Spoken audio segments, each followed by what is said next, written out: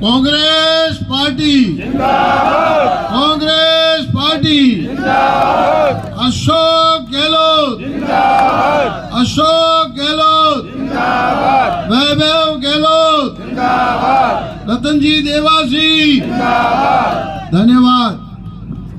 आज ये मीटिंग अपने रखी हुई है, इसमें हमारे पूर्व मुख्यमंत्री जी गहलोत साहब पधारे हैं आप लोगों के बीच में। अब 2-4 दिन रहा, रतन जी ने, सारे लोगों ने आपकी जो बात कही है, अब बात अपने लोगों के ऊपर है, अपने किस तरीके से जिम्मेदारी निभावें कि ये एरिया सरनाऊ, मुख्यमंत्री जी को मैं कहना चाहता हूँ, ये 8 पंचायतों वाला हमारे परिसीमन में 98 में गया, जब 2 बार मैं एमएलए था, जब ये सरनाऊ मेरे साथ था।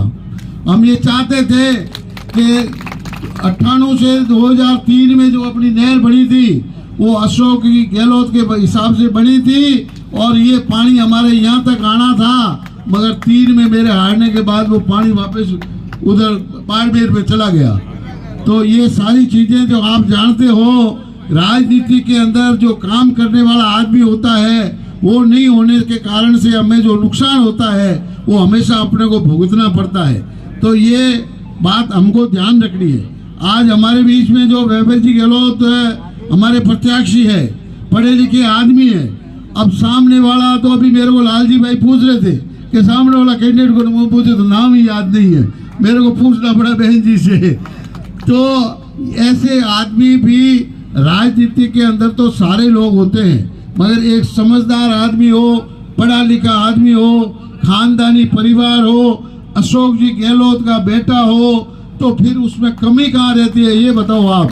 हमें विकास जो भी चाहिए वो सारे के सारे विकास हमारे होंगे और वैभव जी गहलोत हमारे यहाँ से एमपी बनकर के जाएंगे तो इस जिले का नाम रोशन होगा। आने वाले दिनों में हमेशा आज 20-30 साल तक हम लोग पहले बूटा सिंह जी के टाइम जिस तरीके से अपनी बात अभी कर रहे थे, मार साहब बोल रहे थे कि वो सैलरी याद आवे, सैलरी बूटा सिंह ही जी याद आती, हमें बूटा कुल लावे सैलरी। तो अब वैभव जी जो आपने सैलरी बिलाई, आपने अटे रेल की व्यवस्था भी करी, आपने अटे नर्मदा नहर को पानी भी ई बेल्ट के माए पूरे के माए आवनो चाहिए, क्योंकि सांचोर वो पानी पूरो को पूरो नहर इलाके में अनबू ने दियो, पुणे तो दलदल हो गया, सारी जगह दलदल हो गया है। अब वो पानी वापस इधर लाना ही पड़ेगा, उनको मजबूरी है।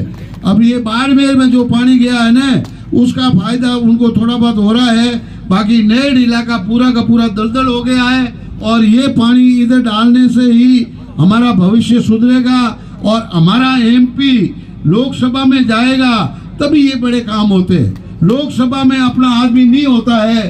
आप 15 साल से देवजी भाई पटेल को अब यहाँ से जीता के भेज रहे हैं। अब देवजी भाई ने लोकसभा के अंदर एक दिन भी कभी ऐसी बात नहीं कही कि वहाँ यहाँ का विकास हो। कोई बात वहाँ निकल जाती थी तो पेपर वाले को कह देते थे मैंने ये बात रखी है, और वो पेपर वाला लिखता था। मगर कभी भी इनकी क्या है कि भारतीय जनता पार्टी में नरेंद्र मोदी साहब और अमित शाह के सामने कोई बोल नहीं सकते। वहाँ प्रजातंत्र नहीं है, वहाँ राठौड़ी राज है। आपने पहला राठौड़ी राज होंगे नहीं, वो राठौड़ी राज है बटे, प्रजातंत्र नहीं है। कांग्रेस के अंदर प्रजातंत्र है, हर जाति का आदमी, हर धर्म का आदमी, हर वर्ग का आदमी बोल सकता है। जो एमपी होता है वो बोल सकता है, एमएलए हो सकता है वो बोल सकता है। आप लोगों ने सबने बहुत बढ़िया किया, आपकी रतन भाई को यहाँ से जिताया, मगर ऊपर राज नहीं है। अब राज के सहयोग के लिए हमको वैभव भाई को जिताना पड़ेगा। वैभव भाई जीतेगा जब रतन जी की भी बात आगे चलेगी और आगे दोनों भाई मिलके काम आप लोगों का करेगा और आप लोगों के विकास के जितने भी अधूरे काम पड़े हैं वो मेरे को सब मालूम है, मगर जो परिस्थिति बनती है ना, वो परिस्थिति ही सब खराब हो जाता है मामला। इसलिए अपना मौका आया है अब की बार 20 साल के बाद, बूटा सिंह जाने के बाद में पहला मौका आया है। अशोक जी गहलोत का लड़का हमारे बीच में आया है, वैभव गहलोत, और पीछे पिछवाड़े में अशोक जी की छाप है। यहाँ दूरी दुनिया के अंदर अशोक जी की छाप है, वो छाप बनी रहेगी, तब जाकर के हमारा विकास होगा। आदमी कोई भी बोले तो उसका पहला देखना पड़ता है कि इसका वर्चस्व कहाँ है, कहाँ से आ रहा है। तो ये बात अपने को समझनी चाहिए।